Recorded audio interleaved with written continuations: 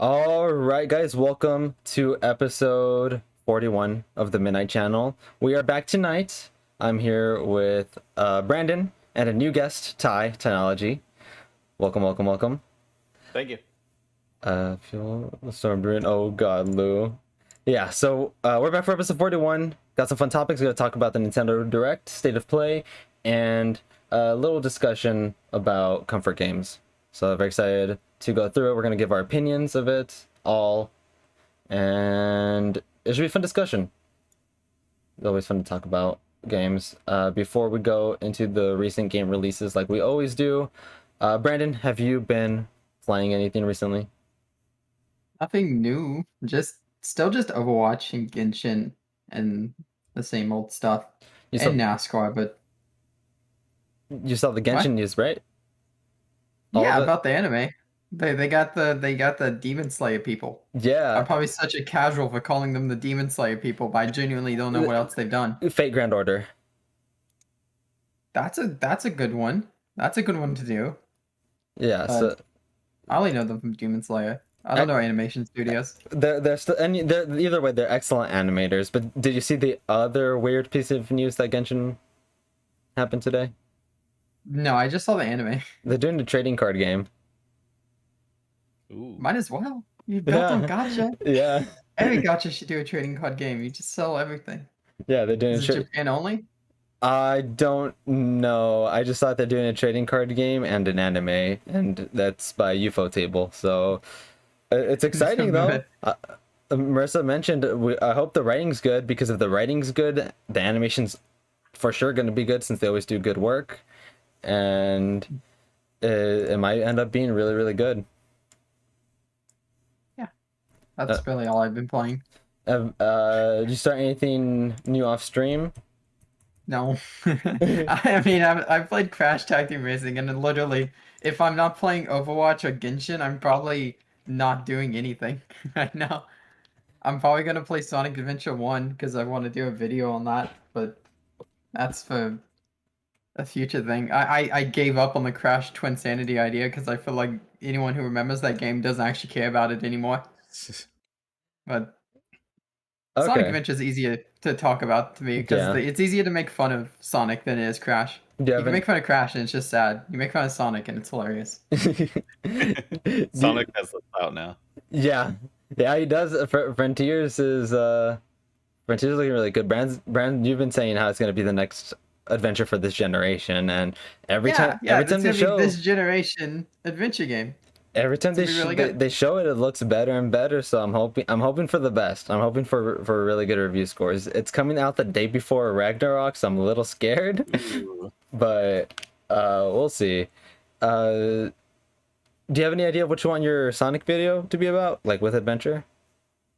Yeah, just probably a basic review. Just want to talk about it Okay. specifically because it doesn't like that game. If any Sonic game doesn't hold up anymore, that's the one that doesn't hold up anymore. Like Okay. at least the 2D ones will always have the 2D fans, and they'll probably never change for the 2D fans. I think Mania like proved that to some extent, but Adventure is probably the one that's aged the most grossly from a game that was pretty good off release. I mean, because obviously 06 hasn't aged well. Shadow the Hedgehog was miserable. Heroes probably. I don't think anyone really liked Heroes when it came out. No, a lot of people did. Heroes is hit or miss now, though, with a lot of people. If you go back to it. Which is most interesting to me. Okay, that's good. I just finished the script for the next video. Got the pass from you. That's good. So I'm excited. I'm excited to start recording it, and then getting footage. Getting footage for it is gonna be a pain though, just because one of the games doesn't let you start from that point, so I have to get to that You have point. to play. Can I say what game it is? Yeah, you can say it. You have to play 5 hours of Ori and the Blind Forest again. Yeah.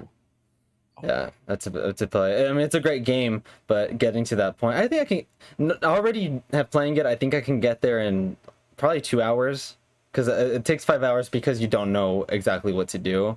But I think I can get there 7. quicker. It took you 7? Yeah, I died a lot at Ori. I started I that mean- game. But I'm probably like 3 or 4 hours in. How far do you remember how far you got into it? So I remember the rising water in Okay. the tree. I got a little bit past that. Okay. I think So, that was like 3 or 4 hours in. I don't know. I okay. it's That's been a couple weeks now. that's actually what I was talking about. Is that the part? That's the part that I'm talking about. That's the Oh, part that I want to okay. get footage of. Nice. That's like Yeah, my favorite part in that game. yeah, it's amazing. Sally was like, because I was playing it, because Hmm. she was the one. She's like, you need to play this game. She's like, this is a Metroidvania that you will like, because I'm like historically I shit on Metroidvanias. I'm like, I don't want to get lost. I want to just like tell me what to do and I'll go do it. Like challenge me and then I'll complete the challenge. I don't want to be like, hey, figure out which way to go and then the challenge happens. And so she's like, you'll like this one. And so I was playing it and she's like, where are you? And so I screen shared because we were on voice chat and she's like, oh my god. She like it was right there when I was like, I don't know. I didn't have any expectations. And then she watched me beat that part. She's like, I'm so glad that we like that you did like experience that like all like we did it together essentially. And that and then I haven't played it since. But I love what I played so far. So Okay. if I think it only took me about 3 hours to get there, Okay. 3 or 4 hours. Okay. So So I can probably get back there pretty quick. yeah, The video is all about like you said, experiencing things. So that's one of the ones. So hopefully I don't know when I'll be done, but hopefully sooner rather than later. All right. You haven't been playing anything else, Brand? No, Okay. no, not at all. Unless you want to hear about my NASCAR adventures. No. No. But I did want to get your thoughts on something because you did touch about it on it a little bit last night, but the stream doesn't know about it. Are you excited for Overwatch 2? Yeah, yeah, because I think I have too much faith in Activision Blizzard to not mess things up. I don't. I mean, to me, if you're Activision Blizzard, your company's built, in my opinion, right now off Call of Duty, World of Warcraft, Candy Crush, and then Overwatch in that order. I think Overwatch is extremely important to them, and they've dedicated a lot of time and resources and development power behind it. And it's been a really big deal, and they went free to play to make it a bigger deal. So I feel like if they do screw it up, and it's this like pay to win, battle pass sucks, like the shop is awful and everything costs too much system, I think they would make changes before just going down with the ship. Yeah, do you So think it doesn't. because they're gonna have weekly bundles they confirmed with stuff, that's how they're gonna do the skins because they're gonna Mhm. that's how they're gonna charge us probably like around 20 for each skin. Yeah. Do you think if it ends up being more than 20, if it ends up being, let's say, like what one of the surveys said, 40, do you think with enough backlash they'll actually change it, or do you think they're gonna stick it's gonna be 40 and they're sticking 40? I think with enough backlash, they'll change anything because that's like especially after the lawsuit, they're probably really scared of backlash more than other companies are. They have a history. People complained about Dive and then they added Brig, and people complained about Double Shield and then they swapped it to 5v5. People complained about Goats and then they went to roll queue instead of open queue. So they do have a history of making these compromises and sacrifices. The only scary part is you went free to play off the start. You can't go back from that. You can go from paid to free to play. You can't go free to play to paid. So this is your system. You're going to have to die on this hill, and you're going to have to keep reiterating it until you get something viable. Um, with pricing, with skins, with the heroes being applied on the free side of the battle pass at tier 50, which people have said is going to take probably about 10 hours to unlock. Yeah, So that's uh the weird part about that is after the season is over, they are available, but they're available to purchase. And it's a yeah, well, you system have two options. You could purchase and purchase it. Yeah. So it's like $10 probably, like to purchase the hero outright after the season, or you could do a challenge, which the example I believe that was given was for Kiriko, the upcoming hero. You would have to win 25 games on support to get her for free. which is a lot. That's going to winning 25 games, even if you went like 25-10, which is extremely unlikely. You're probably going to end up taking about 5 hours to do that. Yeah. Reasonably with queue times, and if you're not a support player, it's rough. And Ty, I want to get your thoughts on that. So I know you don't play Overwatch, but your experience with multiplayer games, what do Yeah, you think about that system that they're so doing? I don't know a ton about the Overwatch 2, like any changes that they're making. I know the free to play stuff. The one thing that because I monitor the industry a lot, Hmm. and so the fact that they're launching this game in the middle of an acquisition, I think that is another key point because there's a lot of eyes on both both like Activision Blizzard and Microsoft, what they're all doing.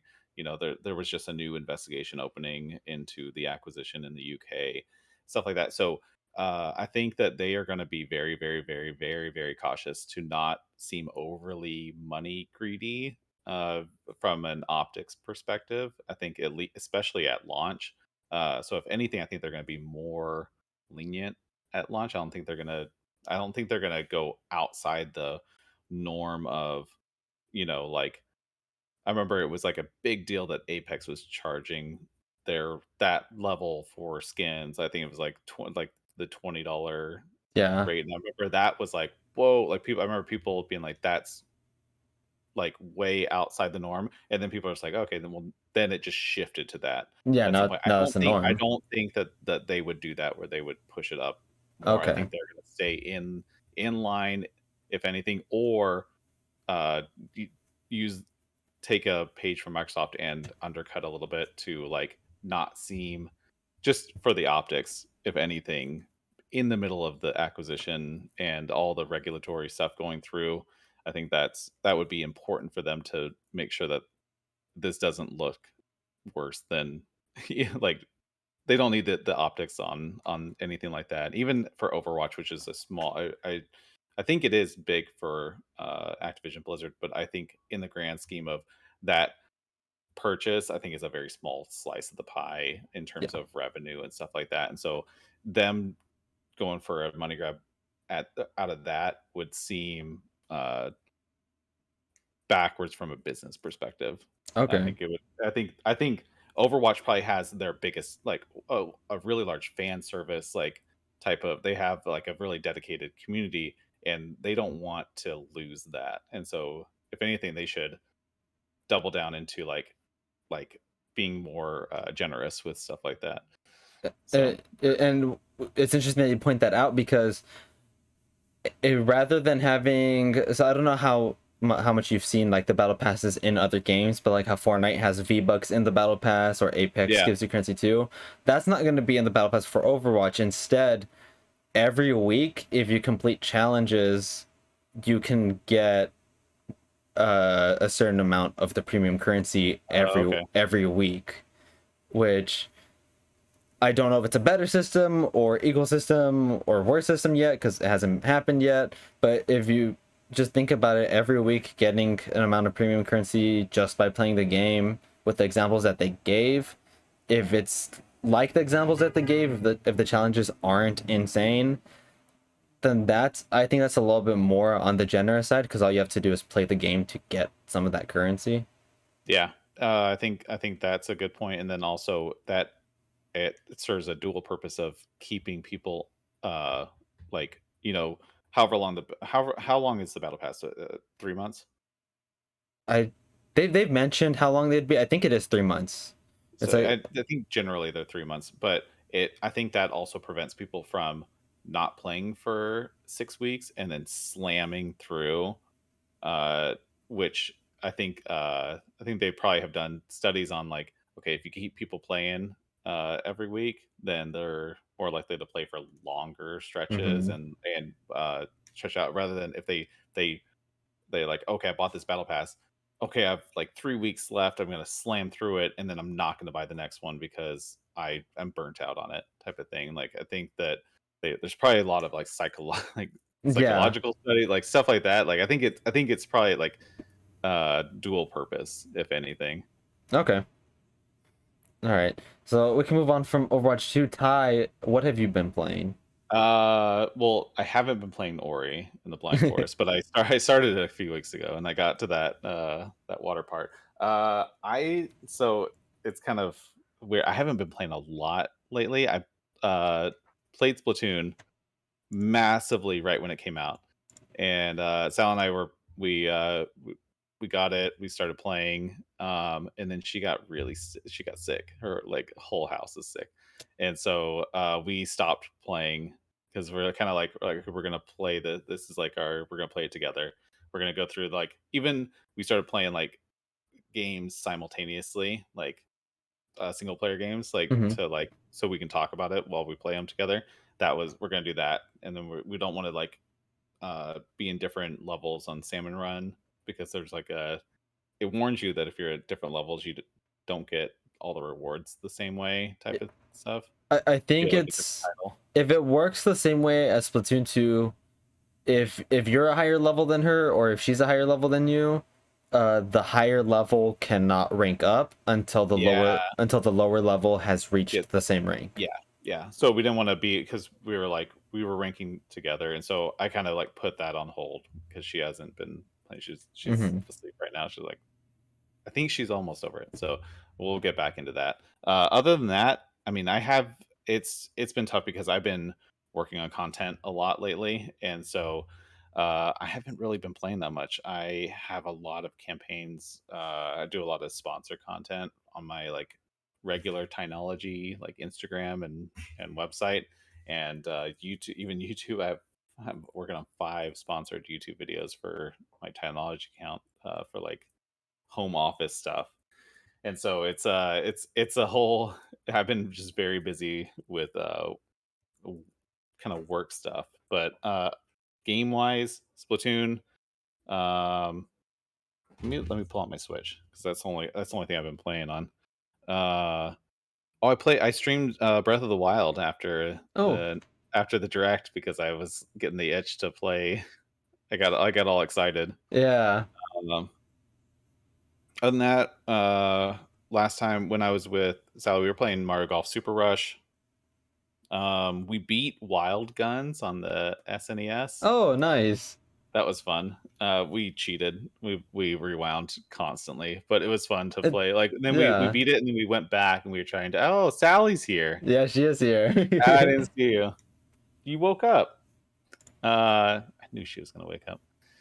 Uh, and then what else? We were playing Untitled Geese Game co-op, and I don't know. She probably remembers what we've been playing.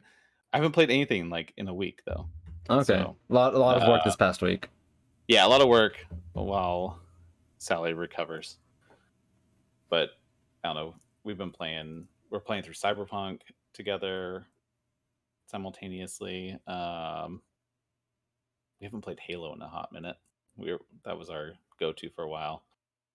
We've been playing a lot of retro games together on Nintendo Switch Online and stuff. But yeah, other than that, not a whole lot. Okay. It's been a slow week. Okay.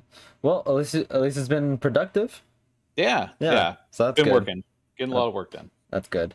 For me, it's mostly been Xenoblade. Xenoblade 3. I wanted to try and beat it. Hi Fernando, how are you doing? I wanted to try to beat it before the podcast. I couldn't. But I'm on the final chapter. I am on the final chapter. I might beat it tonight. After the stream, I want to watch a little bit of The Boys. So, we'll see how long the episode is. But I do want to try beat it more tonight because this weekend's a little bit packed in terms of schoolwork that I have to do. So I'm if not tonight, then I'm gonna try to fit it in between my schoolwork breaks. So really enjoying the game. Grind to the final chapter. Chapter 5 is heartbreaking. Chapter 6 is great. And it seems like it's just leading up to a really, really impactful finale. I so happy I haven't been spoiled about it yet. And I was talking to Brandon the other day that if I get spoiled Xenoblade 3 before I beat it, I'm disappearing. I am I won't be able to handle it because this series just means so much to me that I wouldn't be able to handle it. It's up there with Persona and Zelda for like one of my favorite series of all time. Aside from Xenoblade 3, Overwatch as well. And I think that's about it. That I'm trying to think. I mean, every Friday I have since I work at a school, I'm the coach for the esports club, and I'm coaching them on Super Smash Brothers right now to get them ready for a tournament. Nice. And so I mean, there's that, but it's mostly coaching instead of actually playing. I did get Splatoon 3. I've only played it one day. I'll be playing it more tomorrow for tomorrow's stream. But I think aside from that, it's like my main thing has just been Xenoblade. Oh wait, no, I beat Omori yesterday. I beat Omori yesterday. I complete. Omori is a fantastic game. It's a beautiful, depressing mess.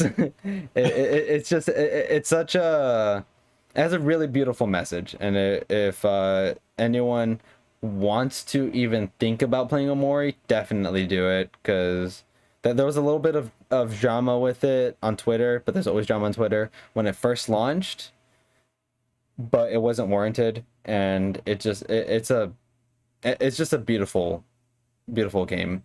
It covers a lot of deep topics, so there's a heavy warning for anyone that is interested or gets a little bit weary about that. But in the end, the entire message of the game is a good message, and it was lovely. So, Xenoblade 3 off stream, Omori on stream. I'm doing a spooky game next month. I don't know what game yet. I think it's a 3-way tie right now. There's the poll if anyone wants to vote. It's actually Alien Isolation is winning right now for it. It's Alien Isolation, Luigi's Mansion 3, and the first Five Nights at Freddy's. Those are the ones that are the top 3. Everything else is probably gonna get eliminated afterwards. Oh, Luigi's Mansion 3 is now tied with Alien Isolation. So that updated live. So those 3 are probably gonna end up being the ones that make it to the next poll. And then I'm probably gonna do the top 2. I'm probably gonna end up doing 2 of them. Or yeah, so I'm probably gonna end up doing 2 of them. So there's that. That's the next single player game I'm playing on stream. But we can go ahead and move on to recent gaming releases, and we just touched about it a little bit with Splatoon 3. It got a Metacritic score of 84 and a user score of 7.1, but I noticed that it's getting review bombed, as a lot of exclusive games on all platforms get when they launch, which I've always found to be incredibly stupid. People get so protective. I don't get it. Yeah, I don't get it. I've never gotten it. I don't see why people have to get so defensive about their company, about the game systems that they own. Yeah, I don't know. I don't understand how, like, I don't know.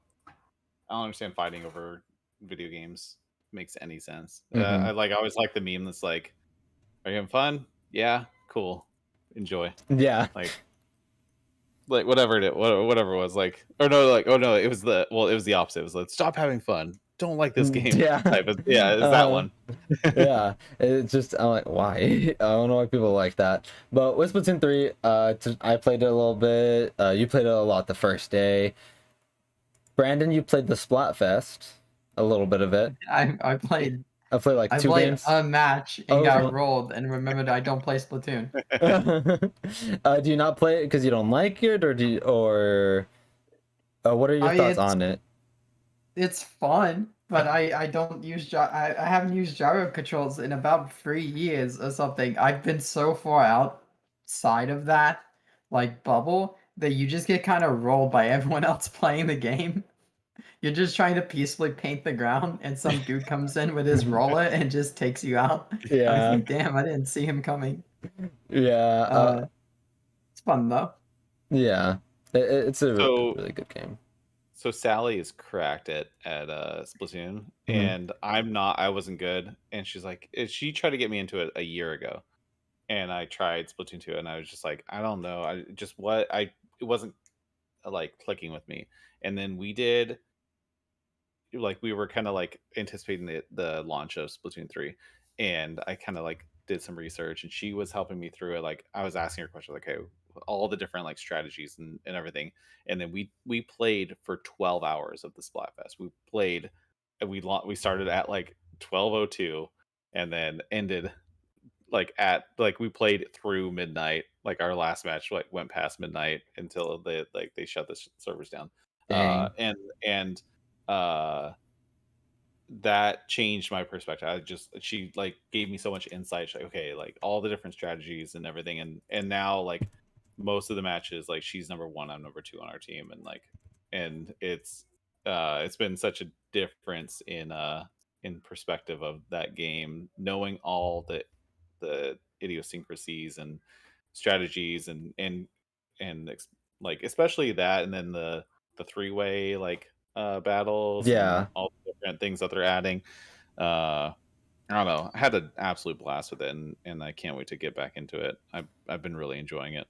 Yeah, the Tri-Turf Wars is it's a lot of fun, but it needs to be balanced a little bit. Yeah, It I definitely think should be some balancing there was to just it. a huge update. I don't know if they addressed that. I think they did. I think there was a tri turf. Maybe not. I don't know. They mentioned that they were gonna decrease how often it happened.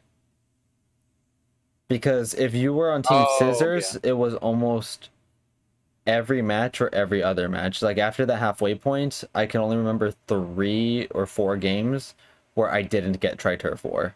Oh, okay. So, but I'm hoping, like, I think, like, if Team Rock won that Tri-Turf War, only they should have gotten the win because Team Paper also got the win, even though they could splat each other during it. Yeah, So, so that caused a lot of confusion because people on the other, because we were Rock yeah. and Scissors was the middle, right? Yes, this was the middle. So Paper kept trying to like they would ignore Scissors, and we had like a team of Paper coming at us because they didn't realize that we were on the same team. There wasn't very clear at the beginning in the pre-launch Splat Fest, and so we kept having to like fight, and there was no way to communicate, and so it was Yeah. just like you're just like it was so aggravating. Like why are you like going against us when we're on the same team? Yeah, I don't even see the point in enabling you to attack each other if you both get the win anyways. Yeah, I I think that adds I think that was like their balance, a little bit of their balancing mm-hmm. to like friendly, like some like friendly fire essentially for the team that had two teams. Mm-hmm. Like I think that was an attempt at balancing it a little bit, and it as soon as you realize that you're on the same team, it's easy to avoid, and so that imbalance becomes apparent. Yeah. So, but still, it's You're really muted. fun. Oh, did I mute it on accident? Am I unmuted now? Okay, sorry about Yeah. that. I was still unmuted on stream. I accidentally muted right now. Yeah, it's still a really fun mode though, and I don't think it's unbalanced in other ways. I just think it's unbalanced in the way that how skewed it makes it. Because once that happened, it was impossible for Scissors to come back. But it's still really fun. So hopefully, as it happens, as more happen, they are going to touch on it, and we'll talk a little bit more about this Splatfest when it comes up in the direct discussion, which we'll get into right now. We're gonna go one by one on games that stood out to me or announcements that stood out to me. We are going to talk about each one. Some are going to go quicker than others because we might not have as much to say on some of them, and some might last longer than others because we'll have more. But first, they started off with Fire Emblem Engage, releasing January 20th. And it's a beautiful game. I was actually shocked by the visuals of it because Three Houses, while a great game, wasn't the prettiest. I mean, it was fine, but there were like some ugly things about it, and Fire Emblem Engage just amped up the visuals like tenfold. It looks beautiful. It looks smooth. The animations are nice, and all around just looks like a really solid game. And I wanted to get your guys' thoughts on it. I haven't played a Fire Emblem game, so I just made a video about the direct, and I kind of I put a video up on Twitter, like a quick edit of all the games that I was reacting to. That I was like, I don't know this game. I haven't played this game. Mm-hmm.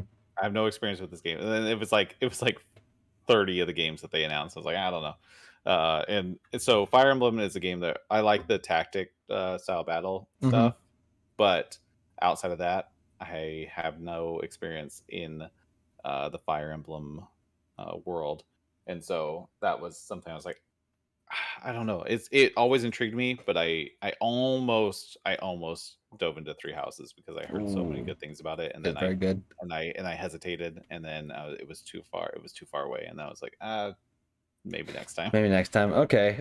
Brand, what about you? What did you think about the Engage trailer? It's very exciting. I played Mario Rabbids first, and that was the first time I ever played any game like that. And I was like, this is fantastic, this is phenomenal. And then I played Fire Emblem, and I was like, great, this is that, but grown-ups. You know? Made for grown-ups. And I played Free Houses 3 times. I probably put like 250 hours into that game total. In my opinion, it's the best game on Switch. I don't think for me anything gets better. Mhm. Um, than Fire Emblem Free Houses. It's a ton of content. It's very easy to pick up and play, and you can put it down very quickly. Um, which has been like that and Breath of the Wild both have that benefit to them of being able to just sit that game down and just walk away from it and not be in a bad position when you come back. Mhm. Um, but this looked really good. Everything's really colorful. I like how colorful everything is, including the main character. It seems like they went very heavy on the bright colors and the contrasting colors. Like Free House's maps can kind of maybe get a little dulled out at times. Because it's like it's a forest and then it's a different forest and then it's an open field surrounded by a forest and it's a lot of greens and grays and browns and it get kind of dull. And this game looked a lot brighter and a lot more Yeah. colorful and it just looks a lot better, and I like the UI a lot. Well, so I But know I've that. only played Three Houses, so Yeah. I don't So know much past Fire Emblem. with your Serene, there's like obviously financials and stuff. Is this a game you are gonna try your hardest to get day one with your experience with Three Houses? Because I know there's games this year that you just mentioned. You're like, I really want to get it, but they don't pan out. But I know when you set your It, eyes on something, you get it. You manage to get it when you set your eyes on it. Is this one of those cases? it's hard to make that commitment knowing that this game is probably going to be like 70, 80 hours long. Uh I huh. mean, compared to what one of the playthroughs of Free Houses was, it's probably going to be a long game. So when I have all these other games, like Mario Rabbids, is a really big deal for me. Uh huh. That's a huge deal. I really want to play that game. Uh, it's hard to commit to a game knowing it's going to take up about 80 hours of your time when you can commit to a different game you're just as excited for that's only going to be about 20 or 30. Mm-hmm. I mean, uh, but I do really want to get this as soon as possible. It's exciting because I've never gotten to play a Fire Emblem game past Free Houses. Not a lot of them are sort of available. It's kind of hard to get your hands on some of them nowadays. So I'm really excited to try this one out when it comes out. And luckily, it's not until January, so I have a lot of time to get through other games I want to play first. Mm-hmm.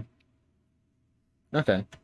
And last thing, because it was mentioned in chat, it caused a storm on Twitter. Do you guys like the protagonist design? I do. I do like it. I saw you tweet about it. I think it looks awesome.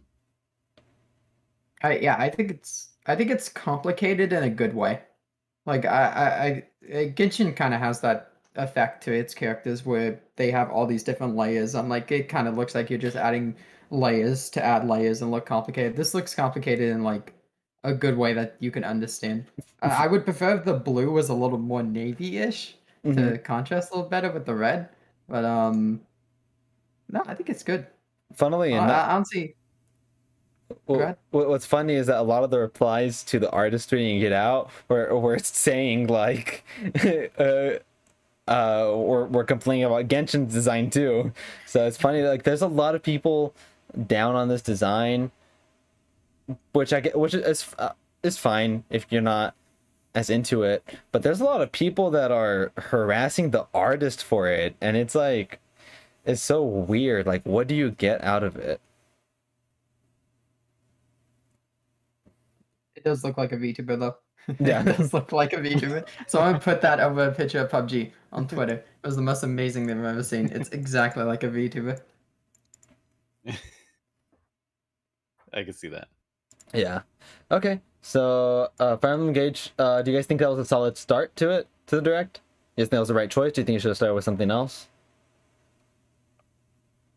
Yeah, I think that's your hardest hitter for to start out with. I mean, you kind of want to start with anything else. You could have started with Splatoon 3, in my opinion. I think that would Yeah, have been a fine opening.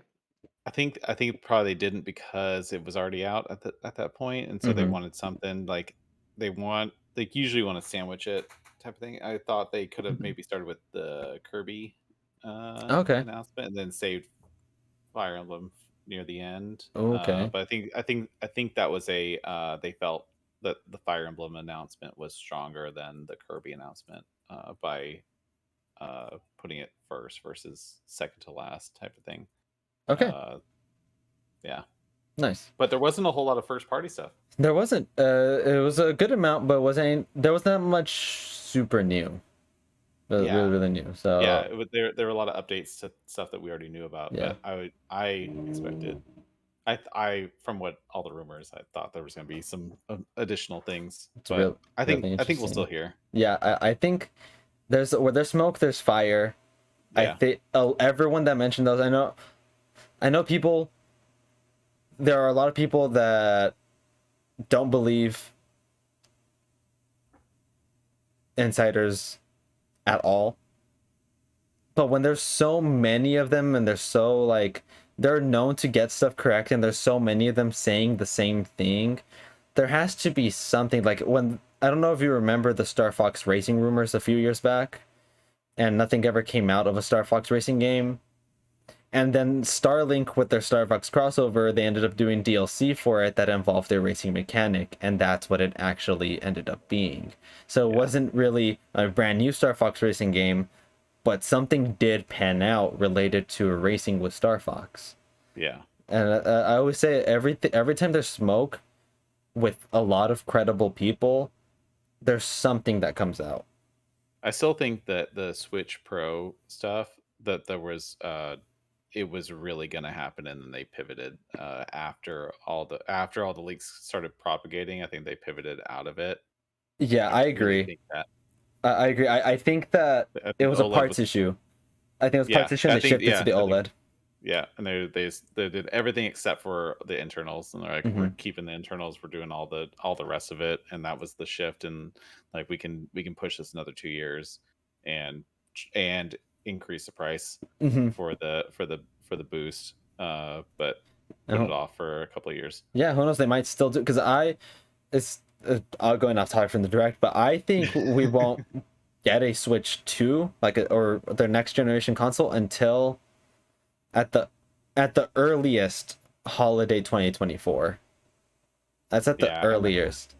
I still think that they're going to do like a new thing where it's going to be an iteration where there's going to be some games that I are can only see it. for it, but it'll be fully backwards compatible. But they're gonna trickle it out type of thing. There'll be the big games will come out exclusively for it. Hmm. There'll be one big game that they'll push for it, and then everything else will be for both Yeah. until like for a year Yeah. or so, and then they'll start doing more exclusive games for it. So there's two routes they can go. They can go the iteration design with like what iPhones and Galaxies do, and make that the new Switch model, which I don't think they'll do. What I think they'll do is a clean break in 2025, and the reason why I think that is because two reasons. One, Mario Kart DLC supposed to hit by the end of 2023, right? Yeah. I think they're gonna have a year gap with nothing Mario Kart, and I think they want to launch the next Switch with Mario Kart 9 or Mario Kart 10 or whatever they're gonna call it. I think that's what they're gonna do. And what reinforces that is with Splatoon 3, it's gonna be getting content for the next 2 years, and 2 years isn't until September 2024. Yeah. So I think 2025 is when it'll happen. And Splatoon has a 2-year leg. Yep. Legs on it. 2 years legs. And then with Splatoon 2, it had 2 years, and then after it already ended, they still came back and supported it with a few more Splatfests to finish it off. So there's that. Okay. All right, back to the direct. Sorry. No. Derailed that.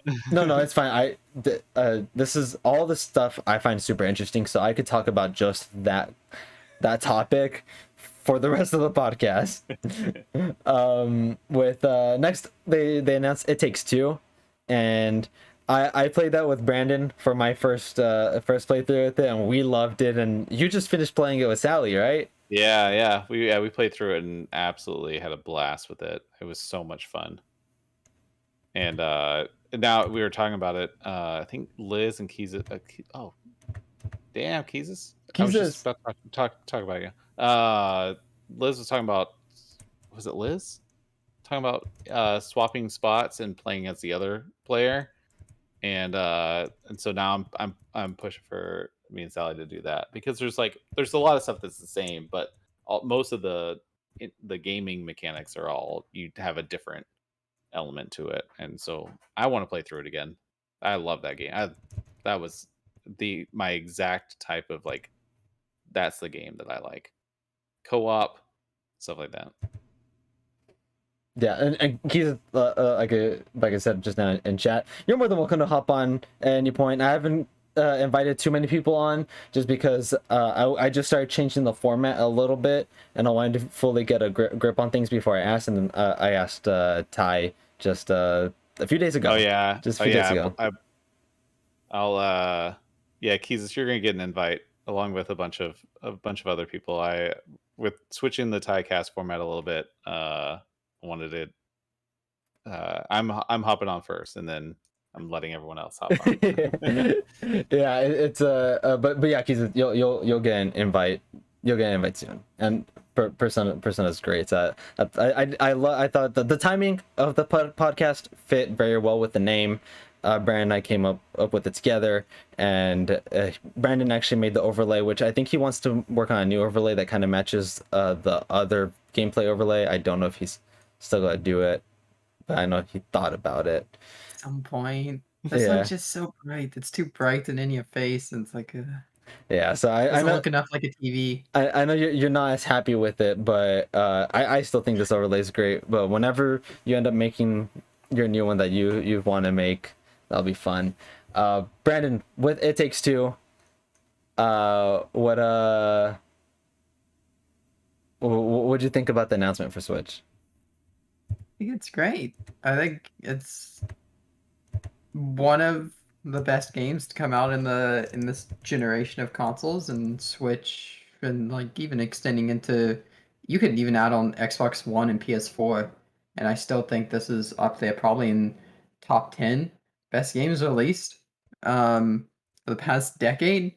It's really, really phenomenal, and I recommend it for anyone, especially considering they've made it really easy where you only need to own one copy of it to play it. Especially on Switch, where even if you don't own it, you don't need internet. You can just play through locally, and I haven't seen local play on a Nintendo console when you don't need the copy since the DS. Where the DS, like, I remember, I remember playing Mario Kart DS, and my cousin was the shy guy because he didn't have a copy of it. Also, no, because they're not bots; they're my students. No, I assume that's what they're calling me, Mr. Jesus. So, so yeah, they're my students that found my channel and they all decided to hop on at the same time. What were you saying, Ty? What was it? What, there was another game. Was it? There was. It was something before the DS that I used to that I played. Did the Game Boy Advance have a share function? They had Yeah, the link cable. they had the link The cable. link cable, but I think there were some games where you didn't need. Was it the Game Boy Advance? Now I'm tripping out because I remember that like being able to play without a second cartridge being a Mm-hmm. big thing. I don't remember what console it was now though. It, But it might have been the DS. I never had a DS though. Oh, you never had a DS? Oh, yeah, I okay. never had a DS, and so that's why I'm Mm. like, now I'm tripping out because I remember doing it, but I don't remember what console it was on. Did PSP have something like that? Ooh, I don't know. I had a PSP early on. I don't know. Now I'm trying. I felt like it was earlier than that though, but I don't know. But I think it's huge. I think like obviously the graphics are going to take a hit, and that was one of the things that I talked about in my videos that so many times Sal and I we would just be running through and then we'd stop. We'd just be like we'd look around. We were playing on Yeah. PC like at like 1440, and then we're like, wow, this is beautiful, and you're not going to quite get that Mhm. experience on the Switch, but I think the more people that get to access this game, the gameplay alone is worth it to Yes. bring it to that broad of audience and also allow not require people to have two copies of the game since you have to have two players to play it. I think it's huge. Yeah, and I think even though the graphics did take a hit, it actually isn't as bad as I thought it would be. It just looks a little worse. It's not that it's not as bad as I thought it would be. There are some games that take it really bad, really poorly, but this still looks good. Yeah, the video looks smooth. It looks like it's like 30 frames, like Mm-hmm. pretty solidly and not too muddy of graphics. So I think it looks like they did what they could with it, and it'll work. Yeah. Next, the half here is Fatal Frame: Mask of the Lunar Eclipse remake. This is actually Fatal Frame 4 or 3 or 4, and it's a remake of it. First time coming to the US, I believe. It comes out next year. I don't have much experience with Fatal Frame. I just put this on here because it's really cool that we're getting a game that's hasn't come out before, and I always find that really interesting. All for it. Yep. Yep. Anything that crosses over, and I remember being really intrigued by the first Fatal Frame on GameCube. It was like the whole concept I feel like was really revolutionary. And I remember I think I was working at EB Games when that one came out, and I was like, oh, this is so cool, and I never played it. And then they kind of kept. I don't remember hearing much about it since that first one that came to the US. Have there been others in the US since the first one? They did the 5th one on Wii U. Oh, okay. The 5th one, I forgot what it was called. Maiden of Black Water, I think. Yeah. I remember that. And that's the last one I heard of. Maybe the second one. There's that. After that, Xenoblade 3 Wave 2 DLC got announced. They're doing the waves like they did with Xenoblade 2, all leading up to a massive story expansion, which I haven't bought the DLC yet because I'm hoping they do the same thing they did with Torna, where it ends up being a standalone physical release, just because of how big it is. So that's what I'm hoping for. There was a new hero revealed that is an optional party member. And what's interesting about those is they all have their own side stories. So we know that each wave up to the last one is going to have at least an hour and a half worth of content added.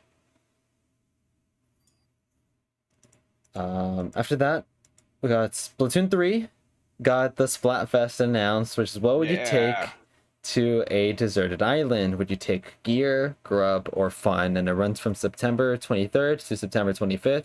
I won't be there for the first day. I'm actually going to Disneyland next Friday, so I won't be there for the first one, but I'll be there for the 24th and the 25th, apparently, since it's lasting 2 days. Do you guys have a team that you're picking? Yep. Yeah, Guess Sal and I. gear. Sal and I are gear. Gear. Okay, I'm also gear. So Hey. we're all going gear. I just think gear's the best option of the three. I thought about grub, but I feel like if I have gear, I can get my own food. Or I can manage a little bit. That was the argument that Sally made to me. She's like, if you got your gear, then you can get your grub. And I was like, Yeah. all right, fair. I got it. I'm in. Yeah, Fernando. I'm not gonna coach next Friday because I'm going to Disneyland. Sorry about that. Next, which was aside from the final announcement, this was my favorite announcement because I can never shut up about this game. Octopath Traveler 2 was announced, and I screamed. I screamed when it was announced because I just love this game so much. It comes out February 24th, a few months from now, and I'm gonna shut up about it because people hear me talk about Octopath Traveler too much. Do you guys have any thoughts about this game? Sally beat the first, and she loved it, and she's excited for the second. I've never played it. I love the art style. That's my big thing. I loved it, and I almost. I'm so close to playing an RPG. I swear. Live Alive. I keep hearing because it has that similar like 2D on 3D art style that I have been raving about, and it's short. So It I'm is. like, okay, so like relatively, and but I don't know. This might be a game that I'm sure Sally will play, and so maybe that'll convince me to dive in and play alongside simultaneously. Maybe Okay. that'll be the push to get me in. Okay. Brandon, you got any thoughts about the game? No, I don't. I've never played any game like Octopath or like with its art style, but I do like calling every game that has its art style Octopath. Yeah, I know Yeah. you do because I'm always like, "Shut up, Brandon!" When we're watching that, like, "Shut up!" And then because I don't want to get my This hopes was up. actually I didn't call this one Octopath this time. You didn't, because and I was waiting for you too, No. too. And then I heard the main theme come in, and I wanted to cry. I was like, "Nope, I'm not gonna cry. I'm not gonna cry." Same theme. Yeah, it played the theme before it did. It was like it was very soft, but it played it. I was like, "Nope, it's not happening. It's not happening." And then it happened. I screamed. So, I love this game to death. But Ty, this is always the RPG I tell people to start with when they're about to they're ready to like they want to, but they're like On the cusp. on the cusp. They're right there. And maybe if Sally hasn't played it already, it would be really good to play with her. Undertale. Undertale is short and absolutely fantastic. It's short. So I have a soon to be 8-year-old son who got caught up in all the social aspects of Undertale, he started seeing like YouTube videos and stuff on it, and he's obsessed with all the characters and everything, and the music and everything. And so I know a bunch of stuff about Undertale, but I've never actually played the game. I've watched some gameplay and I was like, oh, like it looks intriguing, but I haven't ever dived into it. It's always been like just out of my radar, like just off my radar. Okay. But I maybe that's something to try. Yeah, it's always the one I recommend because it's short. It's an interesting concept because rather than just straight up fighting, it pushes you to find a solution without killing your enemy.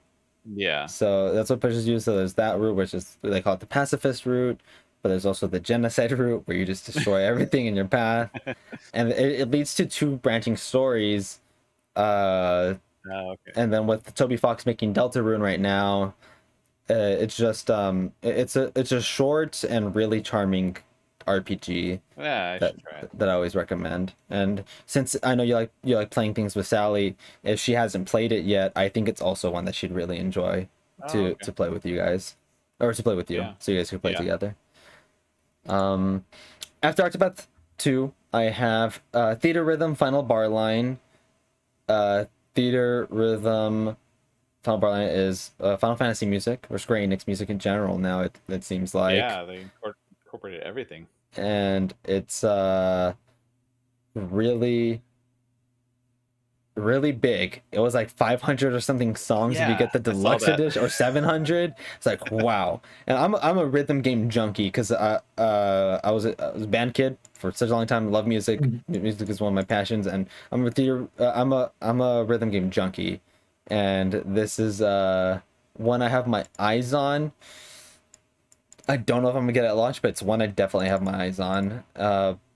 Brandon, you mentioned something about Theater Rhythm on stream last time. Yeah, I played Fear Rhythm Coding Call for 3DS. I didn't play it, I played the demo because it was free and you got a couple songs and you can just play through them, and I just spammed those songs because it was really fun because I didn't have a rhythm game. And it's really fun on 3DS. At least the free songs I played. They could be bad past that, I don't know. I just played the demo. But that was extremely fun. And Ty, do you like rhythm games? I like rhythm games. I don't play a ton. I got really into like back in the day Guitar Hero Oh, I love and it. even like there was when I was in college there was a PC game that was like a Dance Dance Revolution clone where Mm-hmm. people would put their own like they would write the scripts to play to their own music and stuff, and I did that a lot. But relatively recently, I haven't in the last probably 10 years or so, and so I Okay. used to love them, but I haven't recently. But it's I mean. As a musician, I always will appreciate a good rhythm game, Yeah. but I haven't dived into any recently. Did you try out Cadence of Hyrule? Yes, Cadence of Hyrule is do I very have good. it? I have it. I loved Crypt of the Necrodancer, but it Uh-huh. was so hard, and I couldn't get Yes. past the third the third area. I was just like, and that kind of like ruined me into like I think I bought Cadence of Hyrule and then I played the beginning of it, and I was trying so hard to beat Crypt of the Necrodancer that I didn't ever dive into Okay. Cadence of Hyrule. But yeah, and I know they made it a lot easier Mm-hmm. for Cadence rather than uh but yeah, I haven't played through it. I started it though. Okay. Did you see that they're making a new Necrodancer game? Are they? Yeah, it's called Rift of the Necrodancer. Oh, really? And Oh man. it looks so cool because it looks like how do I explain it? It looks like Guitar Hero in terms of the keys, because there's like three keys on a uh on a um Yeah. on a path, and it looks like a mix of Guitar Hero and I don't know if you've ever seen Rhythm Heaven, but Yeah. Where is that the one where it like goes around? Or no. no, Rhythm Heaven is let me see. Oh no, Rhythm, I know what you're talking about. yeah, Rhythm Heaven and WarioWare. It's like a mix of those three games. It's such a weird concept, but it looks like so much fun, they revealed it a few months ago, and it has me excited for that too. That's I was in their booth at PAX East and I did not see anything about that. Maybe they weren't ready for it Maybe not. because they were I screwing think it up might have just been everything else. announced Oh, okay. last month. When was PAX Oh, East? okay. May? May, April? April. It was either last month or 2 months ago because it is pretty recent. The last rhythm game I got really into was Sayonara Wild Hearts. Yeah. Sayonara Hearts is very good. I beat that. That was Okay. fun. I like that. Not Melody of Memory? I played Sayonara Wild Hearts after Melody of Memory. Did you go back to it? Because Melody, it was after Sayonara Wild Hearts. It- I was it- like, yeah, but I played Sayonara Wild Hearts late. I didn't play it when it released. I thought I remember, because I'm pretty sure I remember you playing that, then us playing Melody of Memory, then I played it after Melody of Memory, because I know I played it after Melody of Memory, but Call it- like way I after. got Melody of Memory at launch. Melody of Memory was 2020. Oh, was it 2020? yeah. Oh god. Yeah, Sayonara Wild Hearts. 2020? released. What was last year? Sayonara Wild Hearts released at the end of 2019, and I played it at the end of 2020 or early 2021. So Sayonara Wild Hearts was the last rhythm game I got really into. Yeah. After Theater Rhythm, they showed Mario Rabbids Sparks of Hope. A little bit of not really a full trailer, but like a voiced over gameplay segment, kind of trailer, kind of not. It's coming out soon, October 20th. Brandon, you are really excited for this game, so I want to let you talk about it for a Yeah. bit. It seems like everything the first game was, but more. And it seems very like refined, and it seems like they figured it out last time, and they have a really good base to go off of this time, and they're making the most of it. And it's a very pretty looking game. This game looks very like bright and colorful, and it looks very, very good. And I'm really excited to play it. Mm-hmm. And I like its more condensed experience because it's like it gives me more like I mean, like I said with like Fire Emblem can get kind of tiring because you get halfway through that game and you realize you're only halfway through that game and you're already 50 hours in. Mm-hmm. Um, and the I think the original Mario Rabbids was like 20 hours long, so it's nice to have these like silly games that you don't have to put a lot of thought into that are very like to some extent surface level and very relaxed and chill and just cartoony. Yeah. It's nice to have a break from more like extreme RPGs that go 120 hours. All right. And Ty, I don't think you played the first one, but do you have Oh, any thoughts I about it? started. Oh. You'll notice a trend. Sally was like, "I love Mario and Rabbids. You should try it." I was like, "I have it twice because I have it physically and I have it digitally. I never started it." And so I put about 4 hours in, uh, and I like it. I like the tactical. I like the tactical gameplay of it. I felt it. I mean, I don't remember how far I got, second or third world, wherever I was, and I was like, it felt very easy. Like Okay. I felt like it was very forgiving. Uh-huh. Like I felt like I screwed up. I was like, ah, I shouldn't have done that, but I still like handily beat every like constantly. I think it's about. I think I'm right at the like. I don't know if it's gonna happen, but I feel like there's about to be a difficulty like ramp up right in front of me. Yeah. And so but I haven't played it in a couple weeks. But that was another game that so I was like, I love this game. You should try it because it's a game that you don't typically play, and think you'd like it. But on the opposite side, I'm like, yeah, it's like 20 or 25 hours. I'm like, oh my god, that feels like a lifetime to That me. feels like Like, yeah. if I'm playing by myself, like I'm like, oh man, I like if it's a multiplayer game, I'll put in hundreds of hours. If I don't have a to accomplish anything, I'll just keep going. But if I know where that finish line is and it's so many hours and I have to do it by myself, I'm like, oh, like I that's all I think about in my head. I'm like, okay, how long do I have to do to accomplish this instead of like just playing it without like that in the back of my head type of Mm-hmm. thing. So that's my big hurdle with single player games specifically. Okay. And yeah, Serge, it is a very strange crossover, but it works very well. Mario with a gun. It's very well. And we're gonna see Mario crossover with Minions next year. 'Cause Yeah, that'll be funny. there's gonna be a minion in that movie. It's either in the movie or for the intro, it's gonna be a minion with overalls and the Mario hat. Yeah. There's gonna be something crossing over, so that's gonna be funny. But what you were saying with the difficulty spike, it is so easy for the first world and even a little bit of the second world, but there is such a Is it? massive spike. Okay, And I think I I don't, might have just hit it right when I stopped playing because I I was like, it felt like it was about to get really really hard. I don't know if Brandon remembers this difficulty spike, but it hit hard on one point. I can't remember if it was the third world or the fourth world, but it hit hard at some point.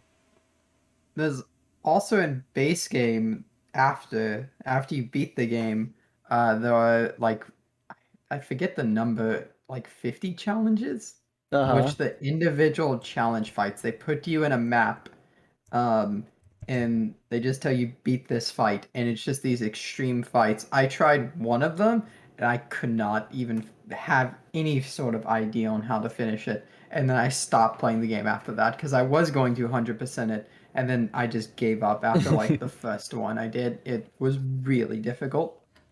uh, I had I haven't done the DLC, and I don't know if I'm gonna do Same. it before.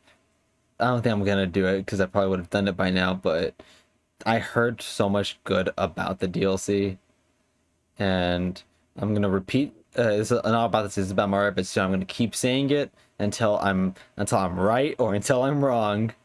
I think Rosalina is the villain in this game.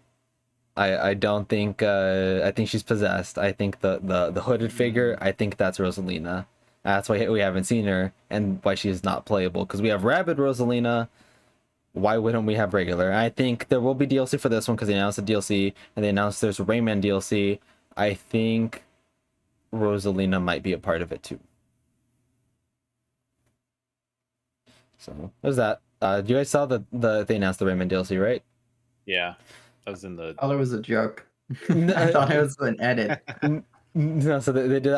I saw such a. If this happens, this is gonna cause the biggest storm on Twitter. I saw someone tweet out a sketch of saying, "What if this is what happens when they fully reveal the DLC?" And it shows the Rayman ears.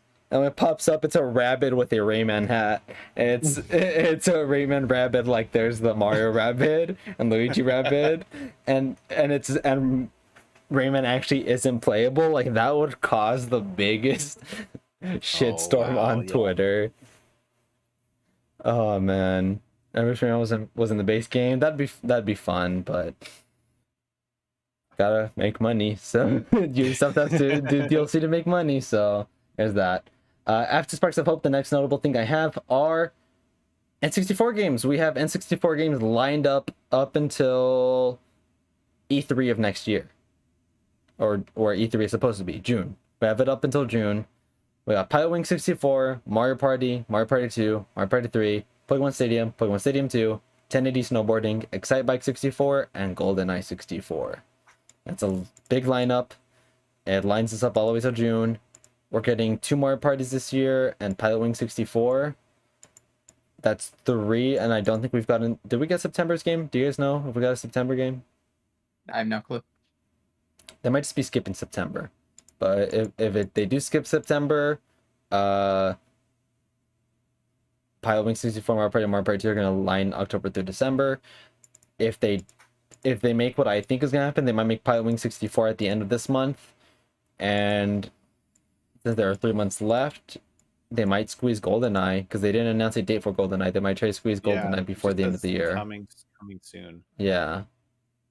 They did announce a lot of Assassin's Creed games. I don't know if you guys saw the Ubisoft forward, Like but 4 of them. Yeah. yeah.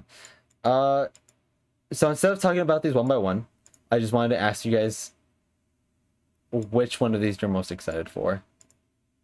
GoldenEye. GoldenEye?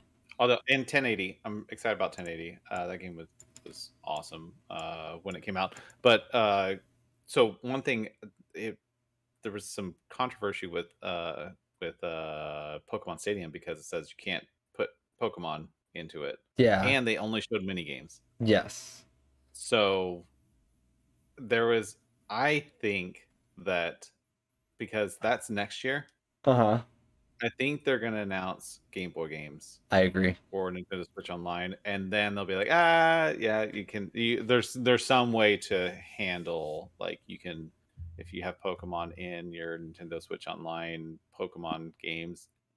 I mean, they're putting out Pokemon games on Nintendo Switch Online, so if there is a mainline Red and Blue, Yellow on Nintendo Switch Online, then I think they'll allow it to somehow work together.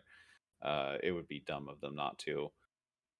So that's the one little, like, my little tinfoil hat speculation. But GoldenEye, also, I'm really curious how they're going to do online because Nintendo has the online exclusivity for GoldenEye. It's on Game Pass. Yeah. It's coming to Game Pass, but it's only local, split screen, 4K. but Nintendo has the online exclusivity. So how are they going to do that? Because right now the games are just emulated and like screen shared essentially. So if you're playing online with 4 people, are you gonna see everyone's screens, or Yeah. are they modifying the code, the ROM to enable 4 different screens to be shown on the player? Like that's something they haven't done for anything Mm-mm. for Nintendo Switch Online. Is this big enough for them to put that effort into it, or are we all going to be playing on a quarter of a screen and seeing everyone else's screen I while playing think that's online what's for gonna GoldenEye? happen. Oh, I please think I no, think that's please what's gonna no. happen. I think they're just That better gonna. not happen. We're I gonna be think. all be playing on 144p quarter screen and being able to screen peek like Yeah. online. No, there's no. Come on, I they can't think. do that. They I can't do that with the exclusivity. I think that I think the reason why it's exclusive is because it's using the built-in online. I don't think they're adding it. I think it's just because it's built in and that's why they get it. Stab me in the heart. I think that's the case. I could be wrong. It could have its own online system and it could surprise us, but GoldenEye also isn't dated for 2022 or 2023, so maybe they are putting more work into it. Yeah, that's what I'm wondering, if they're not sure. But Like it just says coming soon. Like I wonder if there's some sort of exclusivity with Microsoft. I don't know. That license mhm.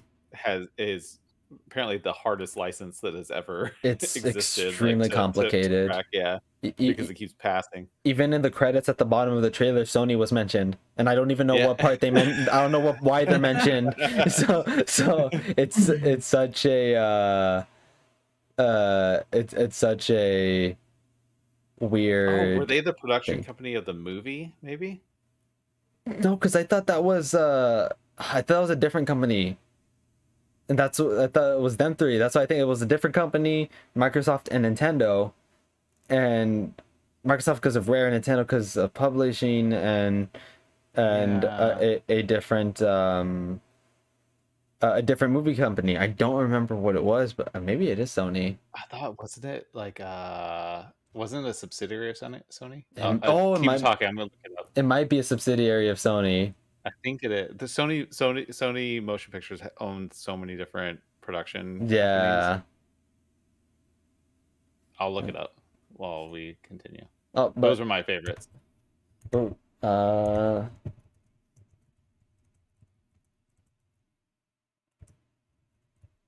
Okay. Fair enough. I think you free to play. Breath of the Wild isn't free to play, so I think you just meant open world. Yeah. So actually, no, Brandon, what was your favorite?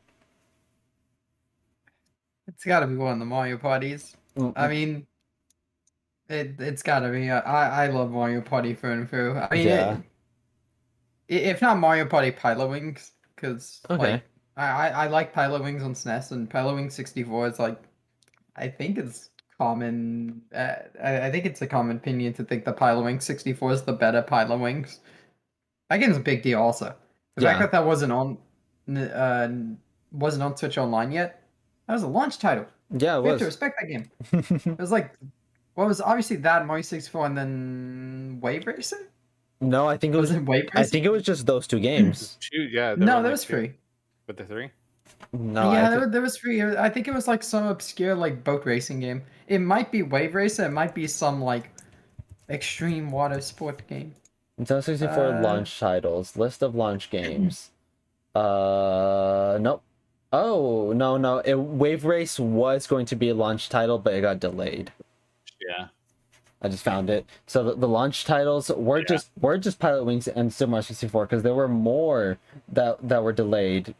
There were more planned. There were Cruisin' USA, Body Harvest, Star Wars Shadows of the Empire, Tetrasphere, Turok, and Wave Race. Those are also big ones I'm missing. I didn't. Delayed. Those were all planned for launch but got delayed. That's crazy. Sony bought a bit of 'Cause, stock, I think, of the parent company of From Software. From Software is Bandai Namco. I wouldn't be surprised if all these companies had stock in some of these companies. Yeah, they all Yeah. like, and they all share like board members and stuff. They Yeah. Yeah. So No, I was gonna mention that like they put together a really good list of N64 games to add and show off to the point where you're not missing. I mean, you're missing some stuff. Obviously, I completely forgot that some of the Star Wars games are a big deal on the N64. yeah. So Mhm. those are big ones to miss, and you probably will. I mean, having to deal with Disney at this point is probably not fun and probably not worth it to get those games. And I mean, past that, you don't have what much. I mean, Donkey con- Kong 64, Diddy Kong Racing. Yeah. Uh, Conquer, but I don't know if they'll add. Do they have any M-rated games on then 64 Online yet? I think it's just teen. I don't think think I you don't know, think the rating. I don't think Nintendo cares about the rating anymore. No. Oh, maybe May- maybe with that. But the one thing that's the difference is because it's a subscription. They either have to buy out these like they have to get a price for the license holders to like accept perpetually. Like okay, Mhm. one flat they have to shell out the money, or they have to split their their The monthly subscription money. into yeah. Yeah. And so that's why like there's Super Mario RPG on the SNES Classic because it's like okay Uh-huh. you get like that was like a flat thing to Square Enix and but it's not on Nintendo Switch Online because you know that Square Enix like we want a chunk of every month. Like you know that Mhm. they probably set that price way higher than Nintendo wants to shell out Yep. for like in bulk to buy out that perpetually type of thing. And so that was something I was thinking about with Pokemon. I know it like it's a joint venture, but I'm surprised that there's so many all the Pokemon stuff coming out and I'm waiting. I'm still hesitant that there's going to be a mainline Pokemon game on a Nintendo Switch Online uh, Game Boy. I think they will do it. I think they will. I think they just have such a good relationship, and Yeah, I think they both like Pokemon Company exists, but I don't think they could. I think Nintendo. I don't know. I don't know if the relationship is that they own them or what, but I don't think they could exist if Nintendo, or they might exist, but they would have to be bought out with permission from Nintendo. I have yeah. no It's a clue. it's a it's I think it's a 50-50 joint venture between Nintendo and Game Freak. Yeah. It's a 50-50 like no one can do anything without the approval of the other. It's an independent company that is co-owned 50-50 by Game Freak and Nintendo. Yeah. So it's autonomous, but also not. Yeah. Also, Serge, Banjo Tooie is not. So we are missing Banjo Tooie. yeah, Banjo-Tooie. The primary like you got Banjo-Kazooie, but other rare games. I don't think we have Perfect Dark either. No, Um, no, I don't think we have Perfect Dark. and then There's a new one Banjo-Tooie, coming to Xbox. Yes, there is. and then we are missing DK64, Diddy Kong Racing, and there's one more rare game I'm A forgetting lot of that the we rare don't have. games. A lot of the rare games is what we don't have. But what else we could get them? It seems like Microsoft is down to play ball though. Yeah, so maybe they're coming, maybe they're just gonna take a while longer. I think Microsoft's probably like trying to get like they're like, okay, we'll give you one, now give us something. Then we'll give you one, now give us something. I think that's how Okay. Microsoft likes to operate. It Yeah. seems like. Yeah, I think so.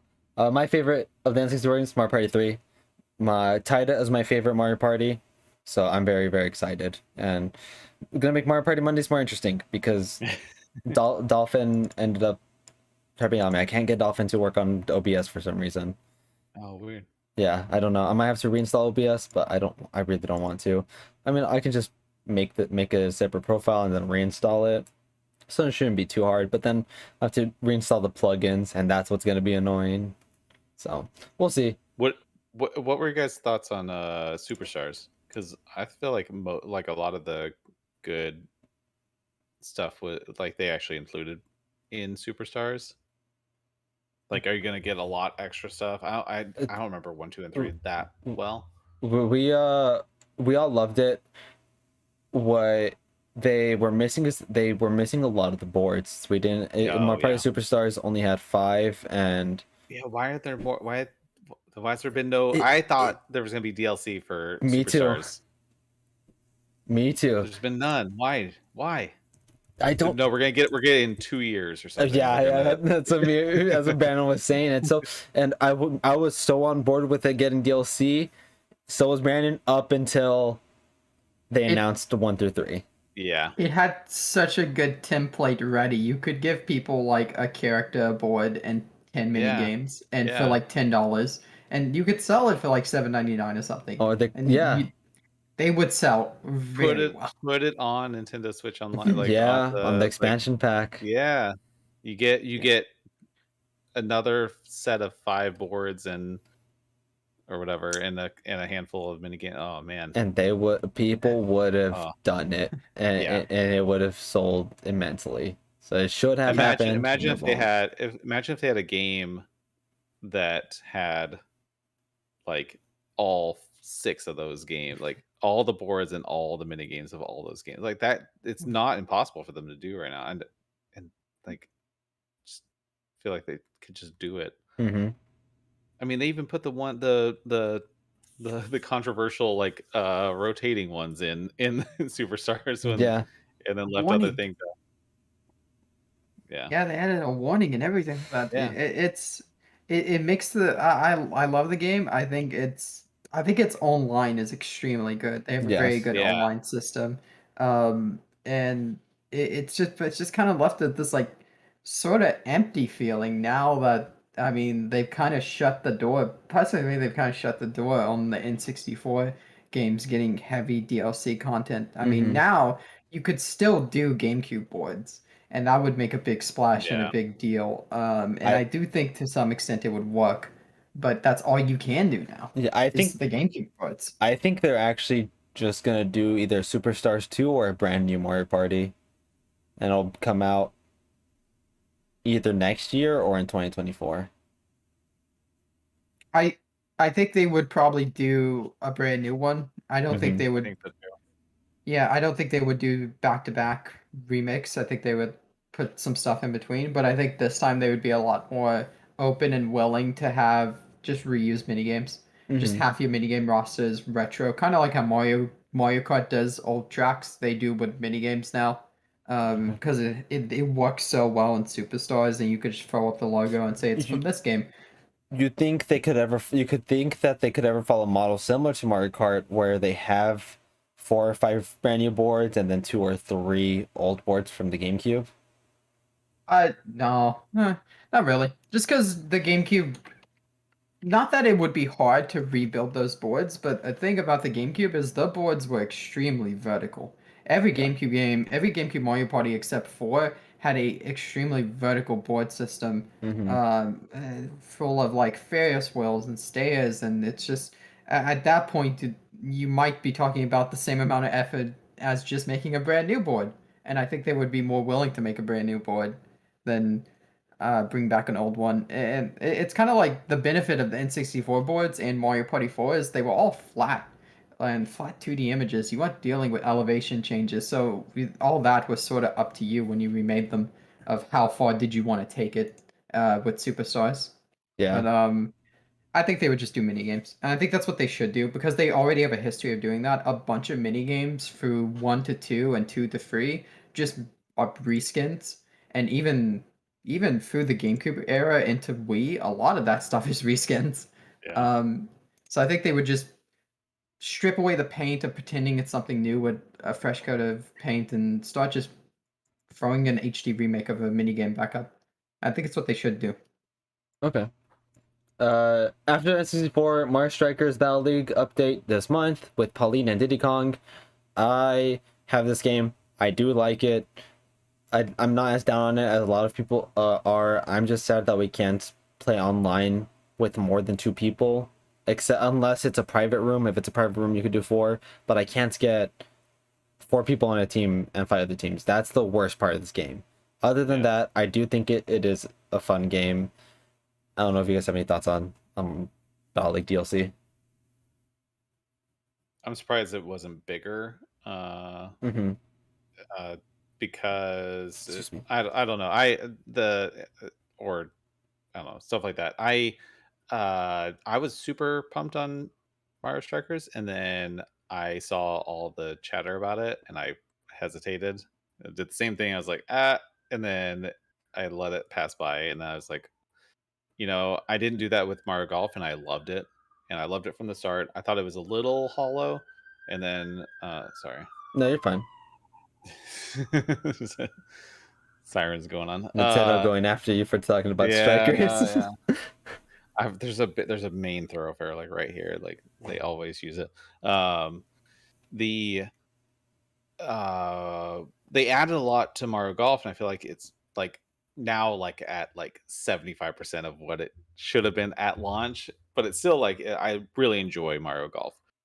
It's a fun game, and they especially now where it is, it's great. I think that Mario Strikers suffered the same fate where it wasn't quite Yep. there at launch, and that's why I'm like, oh, like if there was some like big thing that they in the other than 2 characters, then maybe I would have picked it up, but I Maybe don't by know. the end of the It's DLC not. cycle. Yeah, but that's the thing is like by that point it feels like it's too late. Yeah. It's already past all the like they missed it. And I don't like that Nintendo's doing that where they're releasing it at like 60-70%, and then they're like, okay, we'll add the next you know Yeah.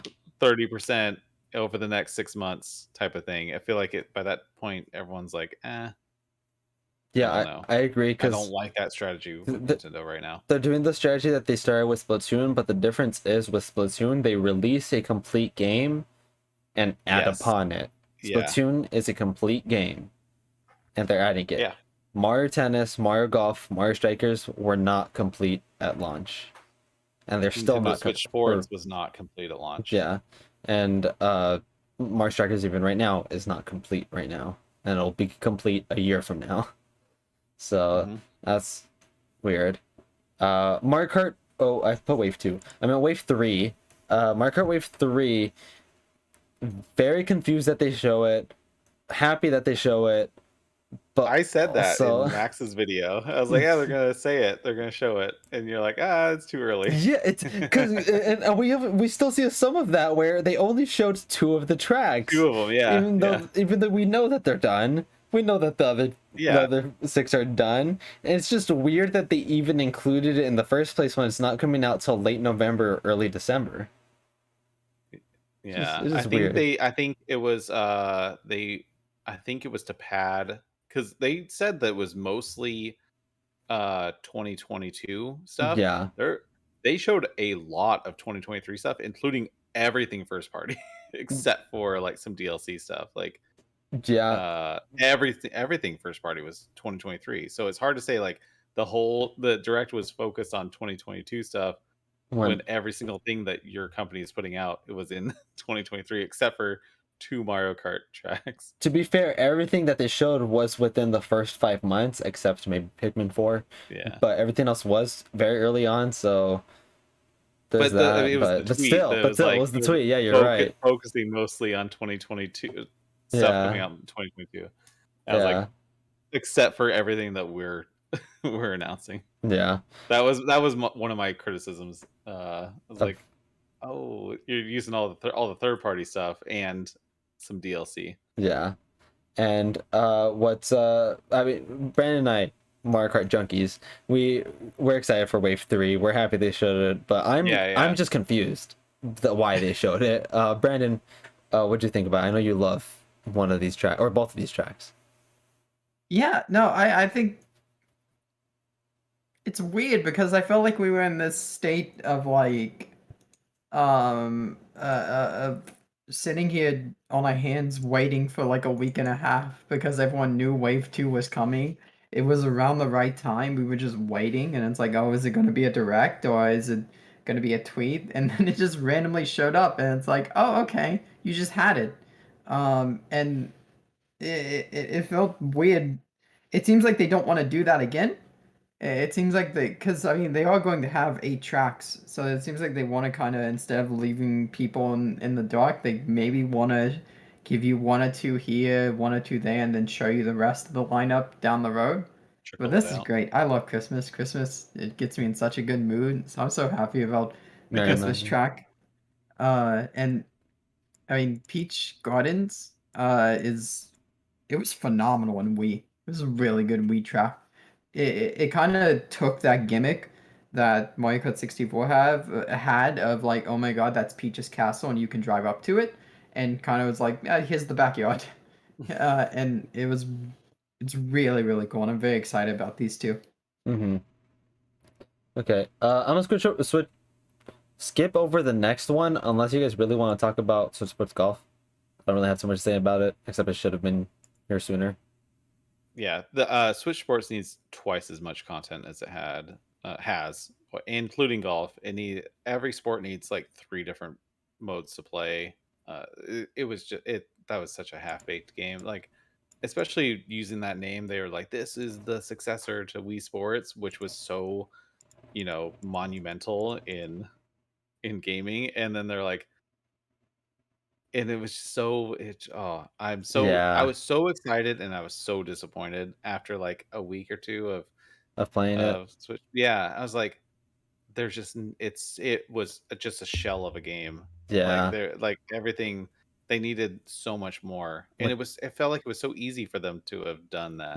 Which sucks because I love volleyball and that's my favorite game on there, but I can only play it for so long before I just get tired Exactly. of the game. And there's no there should be like 4 different volleyball modes. There should be like they're like they approach that with the bowling, with Mm-hmm. the different like strategies, and then like having the elimination bowling. But it was still like, even the bowling was like half of what it should have been, and then every other sport was even less. So that was my frustration. I was like, oh, they had it all there, and they Yeah. just didn't do it. And that Mm-hmm. was that. And so golf is coming, and they're doing the elimination golf. That's cool, but it feels like 1/20th of what all the content that should be in that game, Yep. with And everything that they had. it's taking so long to come out too, which is Yeah, and weird. then it got delayed. I'm like, Yeah. God, like that's like, Yeah. there's no way there's gonna be enough content in this game to like sustain it. Mm-hmm. I was so hyped on it, and I bought the towel Uh, for it because I was so pumped on this game. And uh, also, I thought this was a full size towel, and this is what it came. I just kidding about that. Okay. It's this big. I'm like, It's oh, this is my towel. just sweat I thought it was. towel. Yeah, it did say it was a sweat towel, but I thought it was Oh, like a like a terry cloth. full. I thought it was Okay. like a full size beach towel. Yeah. I was like, Okay. sweet, I redeemed it, and Nope. it's that big. Yeah, Yeah. another disappointment. Yeah. Then there's Pikmin 4, which finally announced after being rumored since 2016, since before the Switch came out. Finally announced. I'm not a big Pikmin guy, so I don't have too much to say about it. I don't know if you two have anything to say about Pikmin 4. I have Pikmin 3 Deluxe, and it's still sealed. Okay. I That- have Pikmin 3 on Wii U because when you pre-ordered Mario Kart 8 for the Wii U, you got a free game with it. Yes. And I picked Pikmin 3, and I regret it every day of it. I never played that game. I picked Wind Waker, and I don't regret it every day because Wind Waker is amazing. Then there's Code Rain, which it's made by the creator of Danganronpa. Danganronpa is one of my favorite series of all time. Absolutely adore those games. Code Rain looks like it's taking a lot of Danganronpa elements, like gameplay elements and mystery elements to it, which fine by me. Give me more from this creator. I love what he does. I love his character designs, and I love the music. So give me. I'm really excited for this game. I don't know if this caught your eye, Ty, at all. No, and I kind of made a joke on my video because I completely forgot. I wrote down the game, Good, and yeah. I totally forgot what it was. Uh-huh. And so it was one of my I don't remember what this game was. Like, Yeah. and then I moved on. But I remember after I went back, I was like, oh, it was because it's like a JRPG. I was like, it was outside Yeah. my realm. It's out of your realm. Okay. And Brandon, do you have any specific thoughts about Code Rain? No. No. I actually don't remember what this is. I'm not gonna lie. It hurts, Is Code Brandon. Rain? It's the one by the Danganronpa developer. Oh yeah, that is Code Rain. Yeah, no, I forget the name. Okay. It looks cool. Yeah. It looks really cool. Okay. Maybe they Danganronpa's need. great. Maybe they should I change think the they need name. a The name. name, the name is bad. Yeah, the Maybe name they is should bad. change the It name, sounds yeah. like it sounds like a futuristic first-person shooter or something. Yeah, maybe they should change the name. That's coming out spring. Then, when a weird, not weird announcement, but a weird way they announced it, after the scissor reel, they didn't even cut off. They just went from the scissor reel straight to Kirby Return to Dreamland Deluxe, releasing the same day as Octopath Traveler 2. So I already know which one I'm getting. But Return to Dreamland was my favorite Kirby game before Forgotten Lands. Weird, interesting way that they're changing the art style. And there's just some very interesting elements. The worst part of it is it's not going to be online. No online. That's the worst part, which is weird because Weird. Nintendo's been so focused on adding online to their things, and then they release this where it doesn't have online, and it's just weird. The game is set up for perfect for online. Yep. Too. That was my. I was like, there's no online. But this was the first game that I played through with my son. He was obsessed with Kirby. I had my Wii, and we played through and beat Return to Dreamland together. And it was Okay. like his first game. He was just like, I love this game. He understood the controls and everything. Like, it was so much fun to play through with him. It was great because this was the first Kirby game I had played really since the Game Boy, like literally, like when I was a child. And so we were playing through it, and we were both Kirby's and everything. And then I realized that every other Kirby game, only one person gets to be Kirby. And I Yeah. was like, oh, what a disappointment. Like, I had these high expectations that everyone always gets to be Kirby's. And it was such a letdown because one of the reasons I bought the Switch was for us to play Star Allies. And then we started playing it, and we're like, oh, only first player gets to be Kirby. And then second player gets like whatever enemy gets like thrown the star at or whatever. And it was such a letdown. And Yeah. we went back to playing Return to Dreamland. So I think I'm really excited that they're remaking it. I'm bummed about the online because, I mean, other than making it more accessible and like adding the mech ability, there's not a whole lot that they're adding to it. Yeah. Other than There's not. accessibility. It's a fantastic game. It was my favorite 2D Kirby game because I went back and played a bunch of the others, and still my favorite. Yep. But yeah, I don't know. I wish they had online. I wish they or did something. Calling it deluxe and just making a remake with adding the. I mean, there's not a whole lot Yeah. there. There's not what's deluxe about it. The mecha. Yeah. So there is, and I guess the mini games, but yeah, not. But it's a fantastic game, so I'm glad that more people get to play it. Yep. Bottom line. So Yeah. And then a final announcement of the Direct. We've all been waiting for it.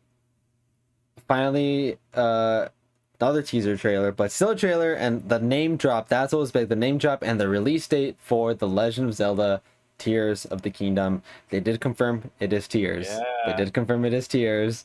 And and it's May 12th, which is in 8 months, less than a year. So it is meeting it's meeting that spring. It's gonna be my graduation present to myself because it comes out I think either around the time I graduate or a little bit before I graduate. So it'd be my gift to myself, and I'm very excited for it. Love Breath of the Wild. It looks like they're obviously keeping something from us. they're holding holding a lot back. Yeah, they're holding a lot back because they keep doing teaser trailers, keep doing the teasers. They're not showing us what is the big thing, and I think part of it is dungeons are back in an open world setting. I think there's gonna be a big focus on the story, even though it's open world, and uh, interesting to see what they mean by tiers in Tears of the Kingdom. Like, is Zelda dead? Is well, we got to saw. I don't know if you remember from the E3 trailer from I think it was last year. There was a teardrop that was like a reversed. It was like a reverse Yeah. raindrop that looked like a tear. So I don't know if it's referring to that maybe. So we'll see. So I don't know a ton of the whole Zelda lore, but I was researching a bunch of stuff, and the whole like time reversal thing is obviously going to be a big factor. And then I saw some stuff about, you know, the figure in the cave drawings at the beginning Mm-hmm. looks like a rabbit, and they were talking about some throwbacks to uh um A Link to the Past, Uh-huh. and the rabbit, uh like when you play as the rabbit. I didn't beat that game, so Mm-hmm. I actually didn't beat that whole part when you get like the dark Dark world and World, stuff, like, yeah. yeah, like incorporating that, and then like uh the Zonai, and then the uh what's the snake eating itself, the Oh, yeah, yeah, I know what you're talking about. um I don't remember how to pronounce it, but like the eternal cycle of like Uh-huh. life and death, and so like there's so much symbolism that you know that they're just like feeding, they're like, intentionally feeding. And so I don't know, I think that there's gonna be like, there's I think so they taught they like there's obviously gonna be the sky world, and it seems like that's fallen, and then you have to reverse time to like ride pieces back up, it seems like, based on the new trailer. Mm-hmm. And then I think there's going to be some type of underworld. I think there's going to be 3 tiers, and I don't know. I'm trying to speculate without Speculate. knowing a ton of, because Breath of the Wild was the first Zelda game I ever beat. So Yeah. I'm going in fresh. Okay. Yeah. Either way, it's very exciting. Brandon, do you have any thoughts about it? Hope that there's like dungeons back because I hope that the giant temples floating in the sky, because then this is truly just the Aether mod from Minecraft on Zelda Uh, form, and that'd be hilarious. okay. Um, Overall, what would you guys say if this was a solid direct? Because I know there's a lot of people that are saying it was bad or mid. Overall, do you think it was a good showing? Do you think it was still mid showing? I think I think after I got done watching it and as I've like sat on it for the past couple days, it's been like slightly below average because I feel like we didn't get a whole ton new. I feel like a lot of this we already knew about, but as we like recapped it, I kept like thinking about, we go topic by topic about what popped up. I'm like, damn, that's really exciting. I'm excited for that. Yeah. And like, I was good. I'd call it good. A lot of this makes me really excited. I thought it was good. I think I was surprised that there wasn't more first party stuff because of all the speculation, all the leaks, all the Yeah. stuff. I think they just probably want to spread it out a little bit more, and so I wouldn't ding them on that because I still think it's coming. I think the fact that we didn't see it all in one shot, I think that they didn't. The other thing is, I think that they probably saved a lot of it because they wanted to emphasize the impact of Breath of the Wild, and then, or Tears of the Kingdom. Yeah. And so if they did too much, like if threw in Metroid, they threw in a Mario, that it would all get kind of washed. And so I think that Yeah. that was intentional uh to emphasize Zelda Mm-hmm. specifically, and I think that we're going to get more stuff that is in the works. I don't So it's hard to be like, oh, it was bad because we didn't see enough, because you know that they're working on Donkey Kong, you know they're working on Mario, you know that they're working on like all their first Mm-hmm. party stuff, all of it's in the works. The fact that we didn't just see it right now doesn't mean that that Nintendo's slipping or anything, like, or whatever. Like, the talking points are that they're not doing anything, and so I think it was good. I think that there.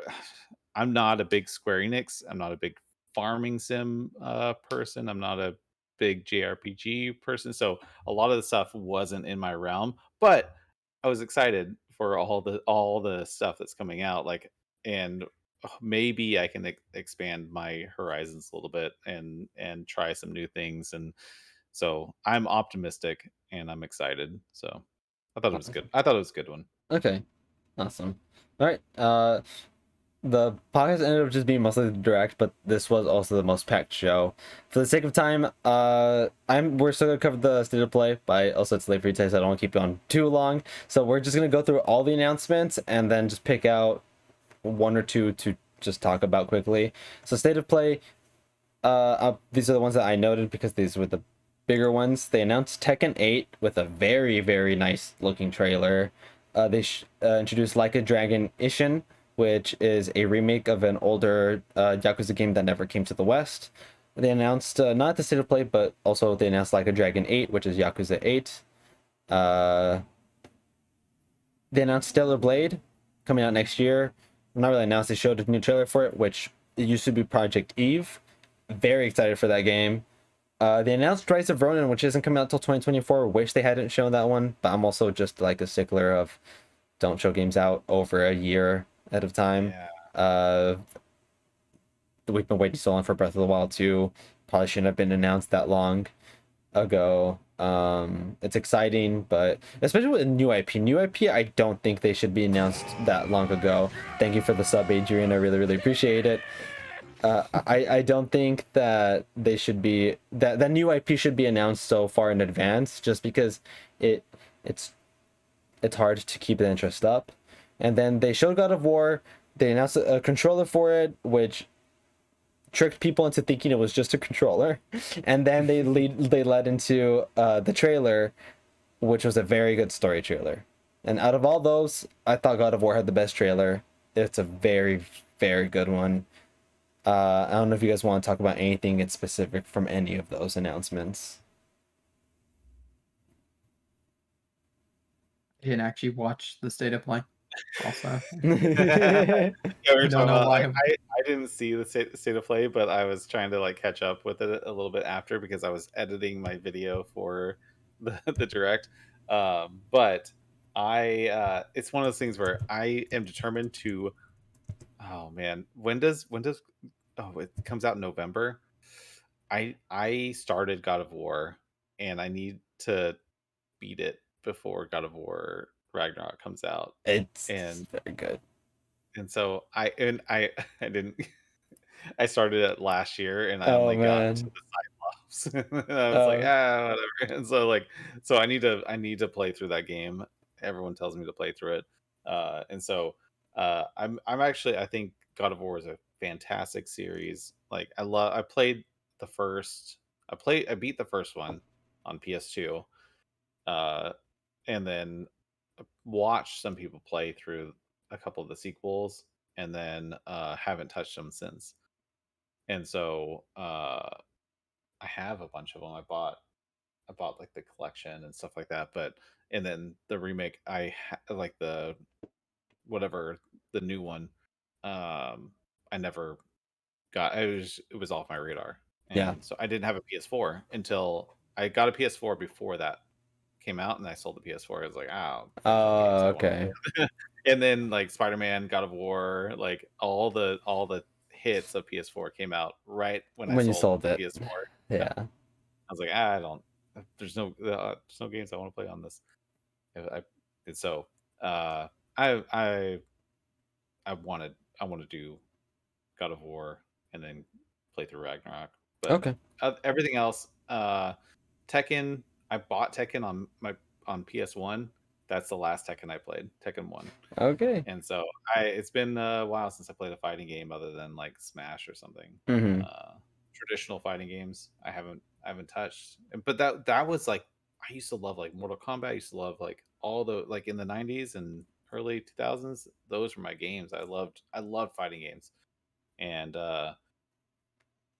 I don't know. I'd like to say that I'd get back into it, but It's hard. people are Yeah. so good. People are so good. I'm like, it's like I remember when I got into skateboarding, I was like, oh, I can like do some like all these cool tricks and stuff. And then someone like 5 years younger than me could do like 50,000 times better at skateboarding than I could. I was like, all right, I'm done skateboarding. And that's how I feel with fighting games a lot of That's how times. you So I'm feel with like, fighting games. Okay. especially if you're going like head to head. Yeah. Nah, if I'm not gonna be like really good at it, I'm like, eh. It's hard. It's hard to get Yeah. into it. Okay. Like, All right. Before doing our question of the night, I do want to give a shout out against Stellar Blade. It's one of the games that I'm more excited for next year. I loved the Project Eve first trailer for it, and I loved this last trailer for it. It's a game that looks right up my alley. Looks a lot of near Bayonetta inspiration. So I'm hoping it lives up. I'm hoping it's good. uh I'm getting not the same vibes but the same feelings I got when I was excited for Astral Chain, where it's like the sleeper hit that I'm just very excited for. Like everyone's focusing on Tears of the Kingdom, which that's probably the game I'm most excited for at the moment. Spider-Man 2, which is also one I'm very excited for, but I'm also almost as excited for Stellar Blade as I am for those, which when Astral Chain came out, I had the same feelings with Astral Chain. So, fingers crossed it lives up. And to end off, we have our question of the night where what are your comfort games? And these are the games that you always go back to no matter what. For me, uh, it is the 3D Marios, like Sunshine, Galaxy, Galaxy 2, and Sonic Adventure. Those are my comfort games. I go back to them yearly. If it's not Sonic Adventure, it's Galaxy. If it's not Galaxy, it's Sunshine. If it's not Sunshine, it's Galaxy 2. what do you play adventure on? I usually play on my PC. Okay. Yeah. What about you guys? Let's go next. Who's go next? uh, SSX Tricky. SSX Tricky? Just but yeah, Hey. without SSX Tricky, I could turn on that game and have fun at any point. Way better than SSX Free. Which what Tricky was on It was that? GameCube, PS2, and Yeah. Xbox original. What was 3 on? Same? It was also on the same generation. It Okay, was like a I couple couldn't years remember. after. Yeah. It's SX3 is like objectively like a better game than Tricky, but I just like Tricky's format better. I remember enjoying Tricky, and then I don't think I ever played 3. I couldn't remember what the generation was. Um, for me, so traditionally it's like uh, I like to play I like to play socially. I like to play games socially, and so games that I can play. Like recently it was like Rocket League or something like that where I could just jump in and arcade style. I don't have to think about. I can just like mechanical games. If I can just like shut my brain off and just do pure mechanics, that was my thing. Or play or play socially. Lately, it's been more about who I play with. Okay. If I need a comfort game, I focus more on like playing with friends and my girlfriend, and so like lately it's like if I need something like to just like shut off and everything, I'll be like, Sally, play, so like one of our like go-to games, usually a retro game or something that we can just like play together, something low stress, something like or something cooperative. uh those have been my key things, but it's been more so um honestly, like since Sal and I've been together, it's been whatever I play with her has been my comfort games, more so than the games themselves. It doesn't even matter what we play, and Okay. so that's been more the comfort than anything else. So uh but traditionally it would be something multiplayer, social, arcadey, Okay. uh cooperative. That Nice. that would be traditionally my comfort. Nice. Um for like I said earlier, with for me for Sonic Adventure, the reason why I go back to it just so often is because I sped ran it, Sonic Story, and I just get into a mood where I can beat Sonic Story in less than an hour, and I just put it in. I do it. I have a lot of fun with the Go for it, movement, and it just feels great. And I can't play the 3D Mario's in one sitting, but they're just so much fun, and I have so much fond memories with them. Like I just put them in, and I can have fun with it. Yeah. So. No, I totally feel like, because I'm a big Dreamcast fan, Mm-hmm. and that was my comfort system. Like I was like, I love that console. That was the first console I bought with my own money, and I just cherished that console. I loved all the games. I thought, still feel to this day that the Dreamcast is the best launch lineup of any console ever in history, and it's a shame that that console did not succeed with that massive of a launch lineup right after N64 launched with 2 games. Yeah. And I mean, I know it was 3 years later, but still, uh the just I remember playing through Sonic Adventure and loving that game. That game, I know people say it's like, oh, it's like so easy. I was like, but it was so like what people wanted at the time. It was Yeah. so good. Like it was I love that game. I never played Sonic Adventure 2 though. Oh, you should at some point. I know I should. I loved the first. I just never got into it. Okay. All right then. Anyone have any final thoughts before do the outros? We're a little bit past. Sorry, Ty. I know it's a little Oh, no, late. good. I'm the only it's only because Sally's sick that I'm like I've been going to bed early, but normally we're up till 3 or 4. Okay. I So always feel bad going over because no especially worries. because I know like Berto when he's on it, he's in Florida, so he's it's always late. And then I've had Max on before, and Max is almost dead at the end of it. So 'cause No. I know he sleeps early, so I always feel a little bad for going over. No, Sal and I are always playing until like 2 or 3. So it's only weird this week because she popped in. She Yeah. woke up, but she's under the weather. So Okay. I'm like, it's all good. I'm used to the late nights. Okay. Well, hopefully we can have you on again because Yeah, this is a lot of fun. I'm always down. A lot of fun. All right. So to sign off then, if no one has any final thoughts, Ty, where can everyone find you at?